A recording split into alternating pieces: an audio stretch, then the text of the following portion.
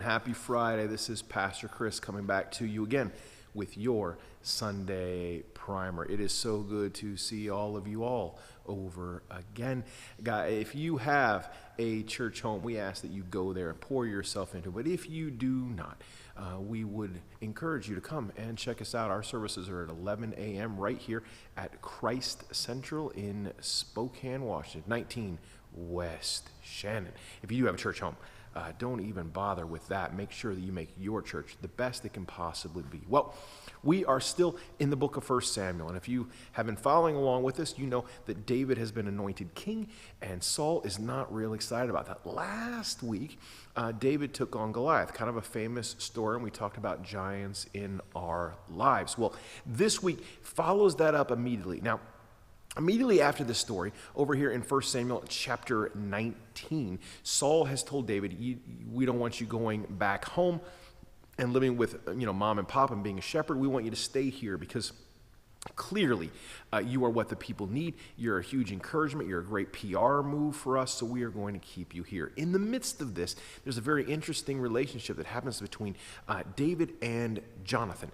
And I think something that we've done as Americans is we've forgotten the fact that a good friendship always includes love. And so that is in the center of their relationship, so much so that Jonathan considers laying down his life for David. He does that symbolically by giving him his sword and his outer cloak and basically promising to defend him throughout his rise, both politically and militarily. Well, in the midst of this, there is a brand new song that is begun, so much so that it's being sung in the streets about Saul killing his thousands and David killing his tens of thousands. Now, when you look at that song on its surface, you know that is absolutely untrue. At this point, we know David has defended sheep. He's killed lions and bears, and of course, Goliath, this kind of big public thing.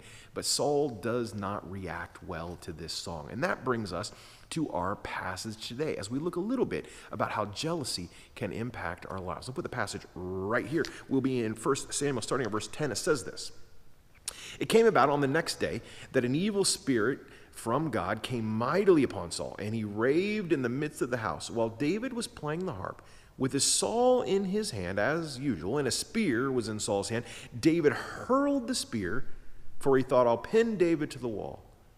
But David escaped from his presence twice." I find this very interesting, because this jealousy of Saul hearing this song and knowing that the king incarnate is there with him, the king that is not yet taken over, of course, he's been anointed. Saul knows that this is the heir apparent, and his jealousy enrages him, and he tries to kill David right there in his own throne room. And that brings me to something very interesting for us today. When we start talking about sin in our own lives, it's very easy to take that pet sin that society has said is bad, or other Christians or in your life have said is bad, but sometimes jealousy gets left off that list. So I actually want to close today with a passage not in Samuel. I'm going to put it on the screen here. It's Mark chapter 7. We're going to be starting at verse 21. It says this: "For from within, out of the heart of men, proceeds the evil thoughts, fornications, thefts, murders, adulteries, deeds of coveting and wickedness, as well as deceit, sensuality, envy, slander, pride, and foolishness. All of these things proceed from within and defile the man."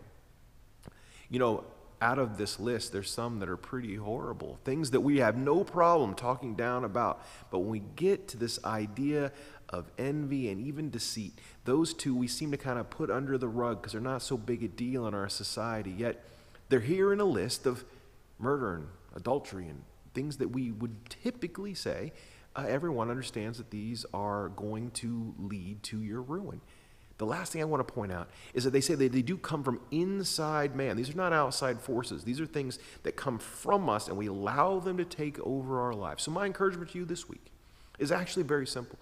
Look at your life and ask God to explain to you what it is you're letting take over your life. Are you jealous of something? Maybe you've never said it out loud or thought it clearly.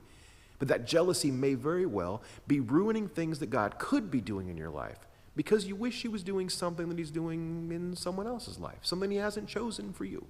Well, if you want to hear more about this and our thoughts on it here at Christ Central, you can come on in on Sunday and get the full message where we'll actually look at the entire passage. Either way, thank you for spending some time with us. God bless, and I will see you next week.